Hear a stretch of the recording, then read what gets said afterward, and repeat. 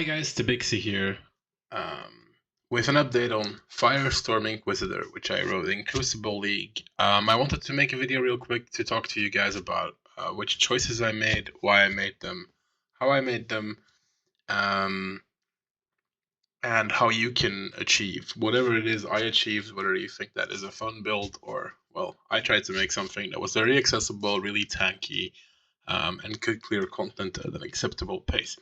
I think we did that fairly well. As you can see in the showcase on the background, I grabbed some random stuff to level with. There's nothing really good. It's all speed. There's no damage or tankiness or whatever outside of a 5 link 1000 ribbons. So nothing too crazy. And you can just AFK most bosses as long as you're res capped, and they will die fairly fast. It's honestly just pretty good. Anyhow, about the gear.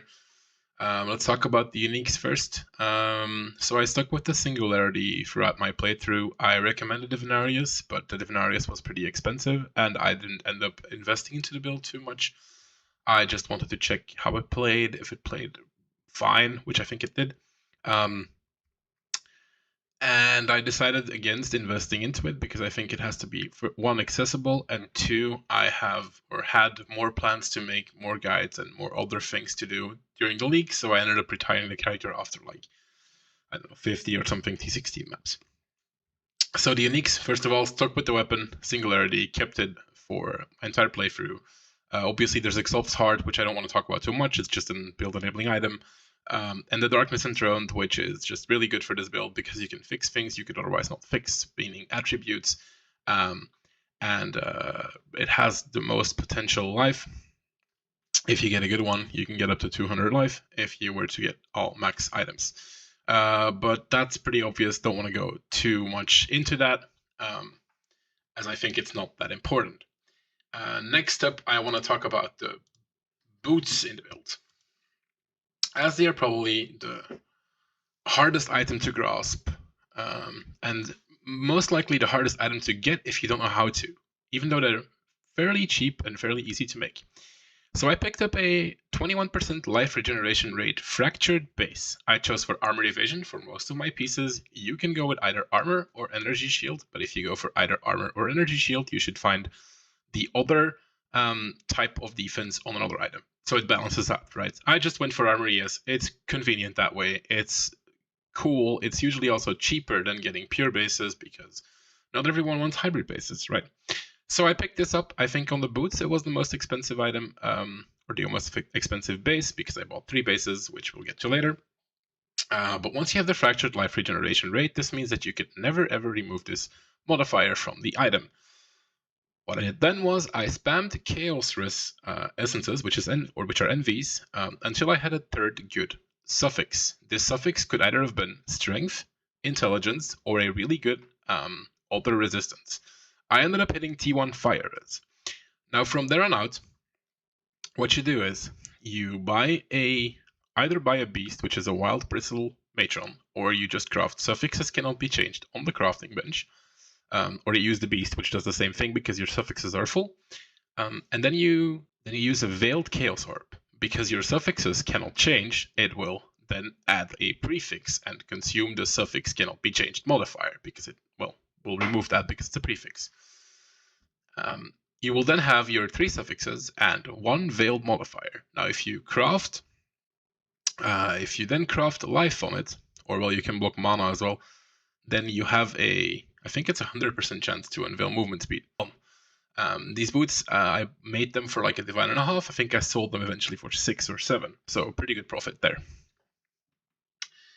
The next item we want to talk about is the helmet. The helmet's a harder item to make because it's really hard to buy a fractured base because you want the enchant. So I just bought a Firestorm damage base, and I ended up hitting it again with envy essences until I hit 2 other good suffixes. Now, what I want to say is that if you like the build and you want to play it up to a further point, let's say, than I did, you really want to hit life on the essence, because crafted life is 20 points or something less good than hitting T1 life.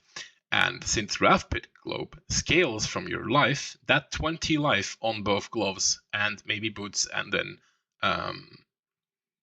your helmet actually makes a really big difference. So in my case, hit it with envy essences until I had 2 suffixes I wanted to live with, and I hit really good int with a good cold reroll, and I kept it, crafted life, and called it a day.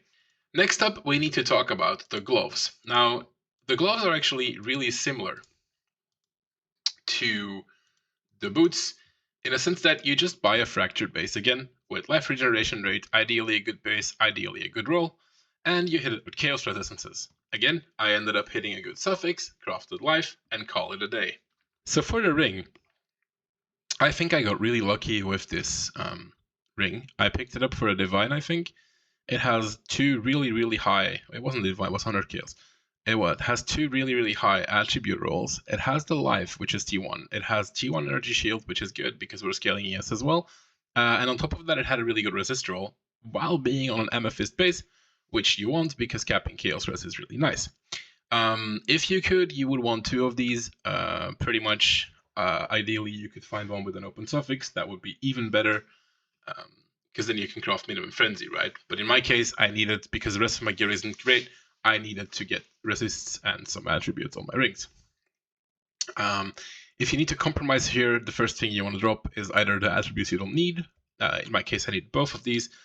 And if you need to compromise further, you would drop the energy shield, because obviously the energy shield is less good than life, because life makes you as tanky as ES, but it also gives you damage to Wrath per globe. Now, something I do in most of my guides, and I want to do here as well, is I want to emphasize that flasks are actually gigantic for builds, and you should not be neglected. So please craft them or buy them correctly with good affixes, both prefix and suffix, and use instilling orbs to make sure they are used automatically so your flask uptime is as high as it can be for this particular build. I think that concludes about everything I wanted to say, and while you see me struggle against a double boss, which is already really scary when it's a single boss, in a map this character has no business being in because it's severely under-leveled and under-geared, I think that's a good time to wrap it up.